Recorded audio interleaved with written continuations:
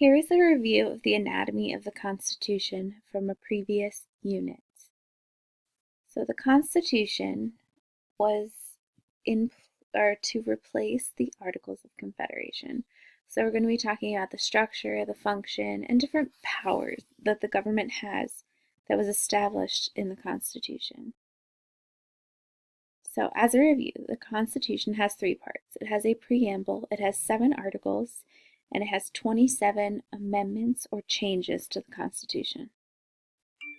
In looking at the preamble, we see that the preamble is a very commonly known phrase. We, the people of the United States, in order to form a more perfect union, establish justice, ensure domestic tranquility, provide for the common defense, promote the general welfare, and secure the blessings of liberty to ourselves and our posterity, do ordain and establish this Constitution for the United States of America. So when we break it down, what we really see that they're saying is that we, the people, is a self-government. We're not ruled by a king anymore, like we were under England. In order to perform a more perfect union, we are going to be better than we were before. We're going to establish a fair legal system and keep things peaceful at home. We're going to join together and defend against attacks. We're going to help support everyone's well-being. We're going to make sure that freedom and liberty are around for always. And we're going to agree to follow this new plan of government.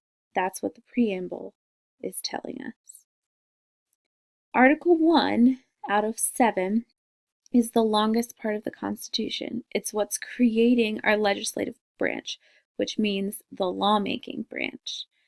This section is the longest because people who wrote the Constitution believe that the legislative branch is very important because it's people who are representing the citizens. So they're responsible for turning all of the citizens' wants into laws. So in the legislative branch, we have Congress, who's making federal laws, and we also have the which is the Senate and the House of Representatives. So within the Senate, we have 2 senators per state. And at this time, that means we have 100. And in the House of Representatives, we have 435. And that is depending, each state's amount of House of Representatives is dependent on their population. And this was achieved based off of the Virginia Plan and the New Jersey Plan, which we learned in our previous unit. The second article is what sets up the executive branch, which is basically creating the president and the vice president and the many departments which carry out the government's day-to-day business. It provides leadership, and it also labels the presidential powers as far as the cabinets, negotiating treaties, making the State of the Union address, dealing with foreign policies, and executing laws. The president is the head of the executive branch. Article 3 is creating the judicial branch, which is creating the courts. And we know that the Supreme Court is now the highest court in the land. And under Article 3, federal judges are appointed, not elected, and they stay on the bench until they retire, they die, or something happens that they need to be removed. Article 4 discusses the relationships between states and federal government and gives the power to the states to create and enforce their own laws.